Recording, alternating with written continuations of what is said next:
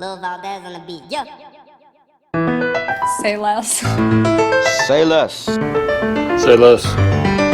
Say less. Say less. No, say less. Say less.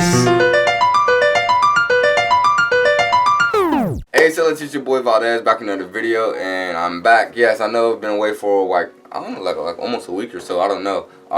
But I'm back and I'm back on the grind. So yeah, we hit 4.6K. So thank you guys, love you guys. Also, I started a Discord so I can talk to you guys whenever, and for different projects coming up. So join my Discord. It's in the description.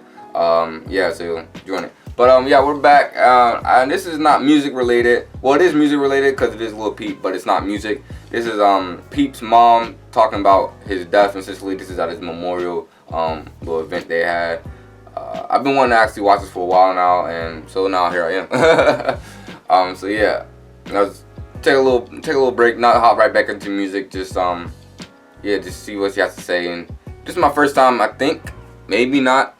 Maybe I did hear Lil Peep's mom talk beforehand, but this is my first time hearing her talking like a whole video. So it's gonna be interesting to hear what she has to say and all that stuff. So yeah, but love you guys. Thank you guys for watching. Hope you guys enjoy. Without further ado, let's get into it.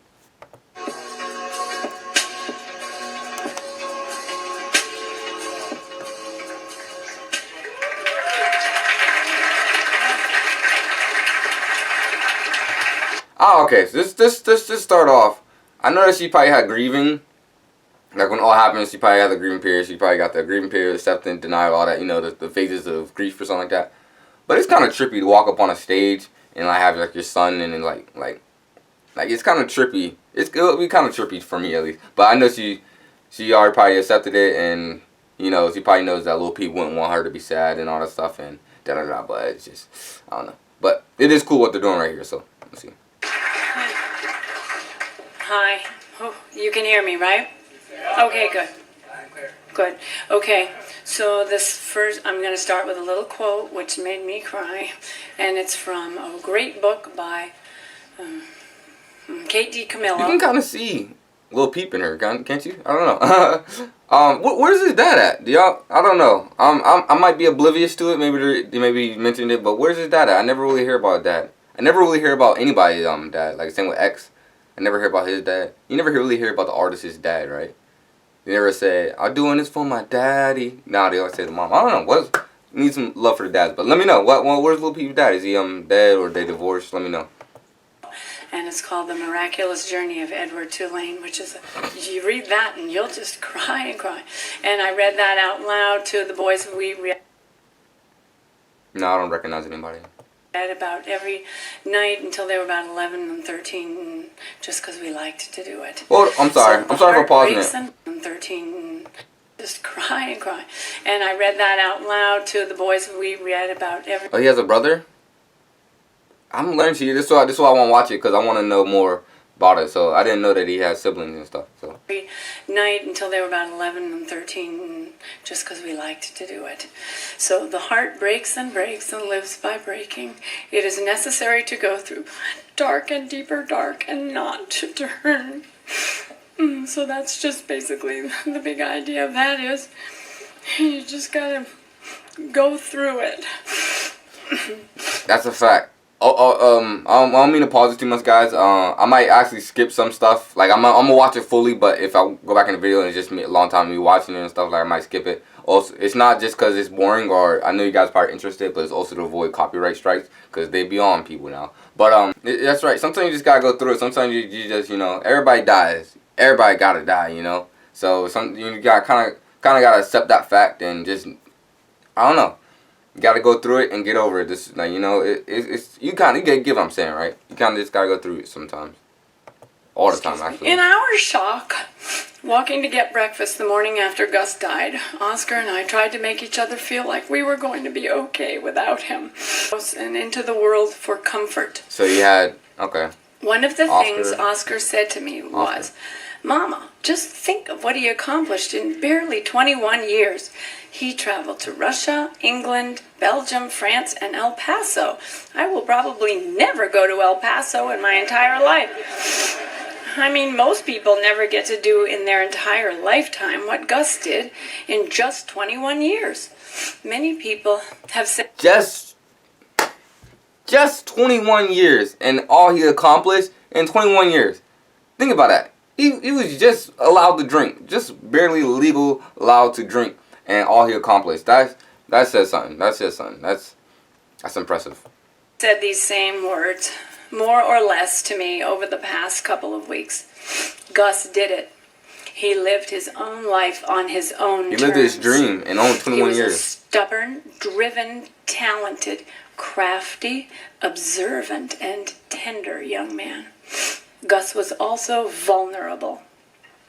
He hurt terribly when his friends' parents said he was no longer welcome in their homes. Long before that, though, Gus understood that many good people suffered injustice because of what they looked like or how much money they had. He saw how the cool kids who lived in the fancy 'Cause I'm neighborhoods black. looked down on his friends who lived in the projects and looked down on his own family who lived in an apartment and drove an old Nissan. Gus got fed up with that world. He rejected it, and he rejected being molded.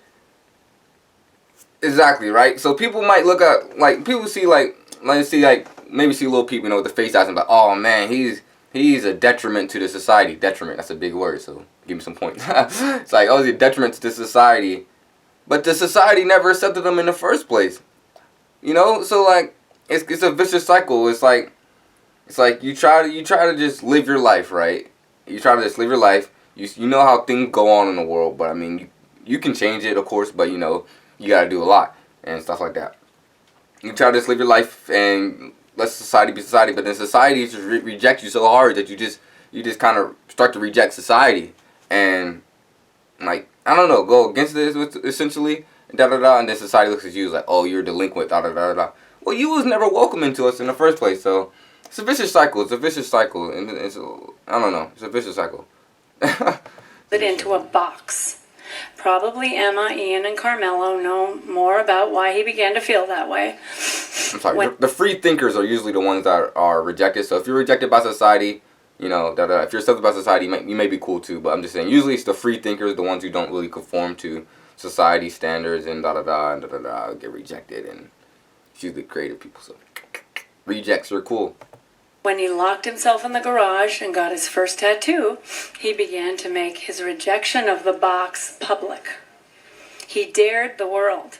That's when some of his friends' parents told their sons and daughters they didn't want him to hang around with Gus. He cried when he told me about that. That's when the adults at the high school began to look at him. That gave me chills, yo. Gus raised the ante. He added to his tattoo. He pierced various parts of his face. His ears, nose, lip, eyebrow. The more tattoos and piercings he got, the more he was treated like an outsider. And the more of an outsider he became. Being an outsider, a reject, hurt him. He stayed in his room, barely. You could only imagine, and you probably won't find out, but the people that are like I don't know, like rejected and all that stuff, you could only imagine how much a welcoming face or, hey, you want to come sit with us, that mean the world. That would mean the world, man. That would mean the world to a lot of people. A lot. It would make their lives, their day, it would make their heart warm. Just a welcoming face. You might see him with the black hoodie on, just like by themselves, looking all mad. You just like, hey, you want to sit with us? They'll brighten up like a freaking rainbow. I couldn't think of anything, but yeah, I don't know. It's tough, man. It's a cold world. Mustering the courage to go to the library to complete the assignments necessary to get his diploma. And please, he graduated from high school and he was on the dean's list the one semester he did of college. So fuck the people who said he didn't graduate from high school. Sorry. Hey, that's hard. That's hard. I apologize. That's dope. And he did it because that's hard. of his... Oh, that's awesome. And he did it because of his love and gratitude for Mrs. Hartman, who saw him for who he was, not what he looked like. Years later, Gus told me that it was easy to tell the difference between the people who saw his tattoos when they looked at him and the people who saw him. It's real easy, for real, for real. Gus decided to move to California and left at 17. He tried to take classes, but few were available to him, and despair with his music. You may be surprised, you may not, but you may be surprised to hear that Gus and his housemates had a weekly Frank Sinatra night. His favorite song to sing was Fly Me to the Moon. And he was fucking good at singing it. His mom is, that's so good, because, you know, when you're rejected by his mom totally backs Gus and all that stuff, and that's crazy important, because, you know, when you're rejected by society, you think the one person that you can rely on is your family, or more importantly, you know, like your parents, essentially, or brothers and sisters. But your parents is usually a typical thing, and then if they don't accept you either, or like reject you, boy, that's when it gets serious. That's when you like don't care about anything, because those like. Because you know that everyone's not supposed to love you, but you pretty much assume that your parents gotta love you. But then if they don't, that can turn a man ice cold. So to hear his mom was so passionate about him making the dean's list and saying he was so good at singing, you know, even though he got tattoos and piercings and Frank Sinatra weeknights and all that crap, that's a lot. I love that. When he returned from California, he began to make music at our home. My mother bought him some beats and explained to me why I should take this work seriously. So he and I drove to Best Buy, and I bought him a pair of fancy red earphones. He worked and worked and worked. He made me wear earplugs at night so I wouldn't hear him. But I did hear him, and I got ready for work. If you had seen Gus walking down the street, you might have been put off, scared even. You might have thought, what a loser, or yikes, I had better cross the street. If you had known he stopped caring about school, you might have thought, what a loser, and I don't want my kid hanging around with him. He could get into some bad habits.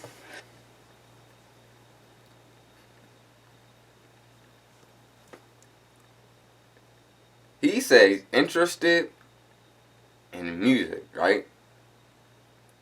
17, he's 17 at this time, 18 maybe. That's most parents consider that adult.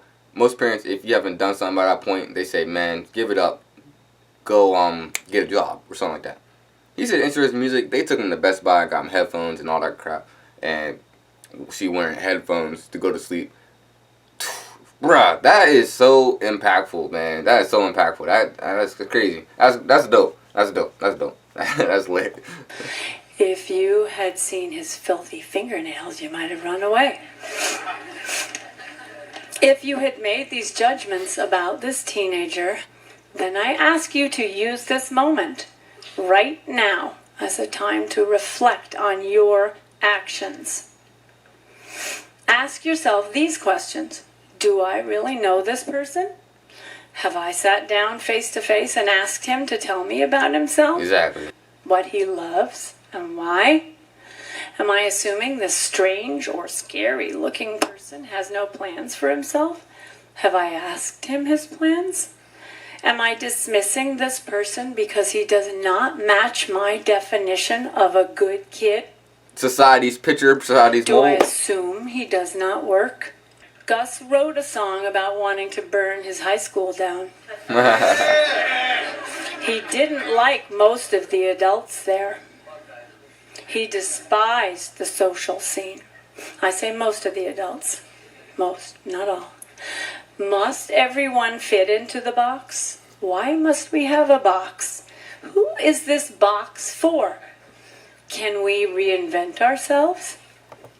Man, the box she's talking about society's. Well, I was basically talking about. She put it probably more eloquently.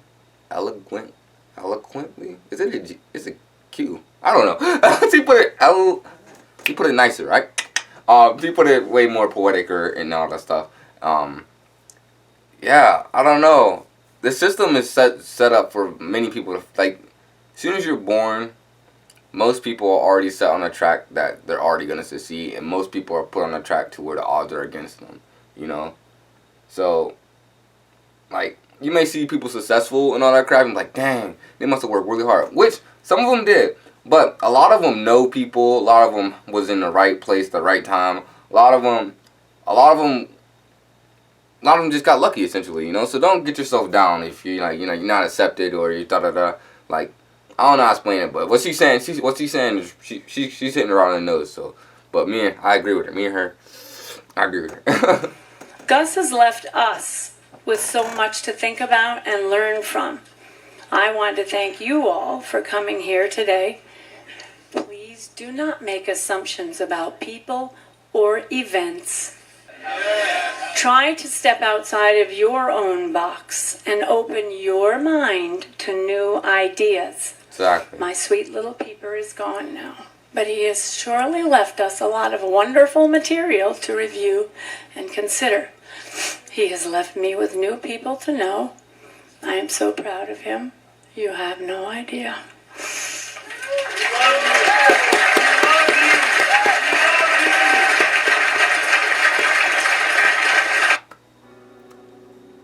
That's awesome, you know?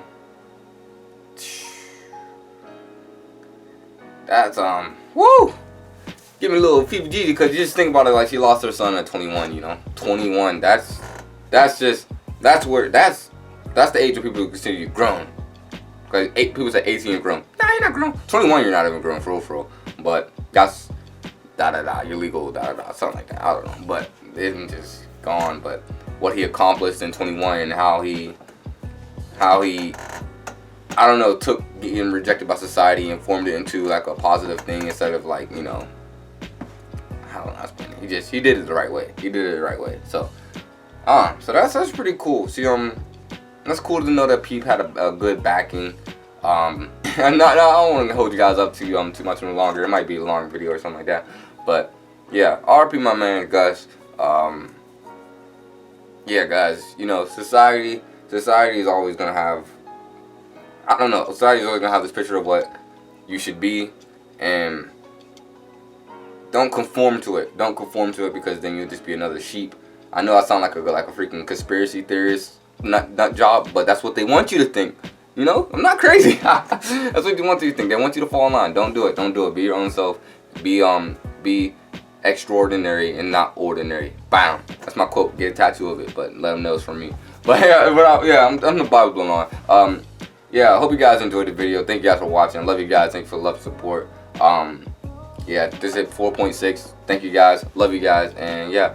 But not to hold you guys up anymore. Leave a like, subscribe, comment, new music. New music. Just comment any type of music you guys want me to react to. If you just want to comment a song that you like your comment, so I know that it's a popular suggestion and all that stuff.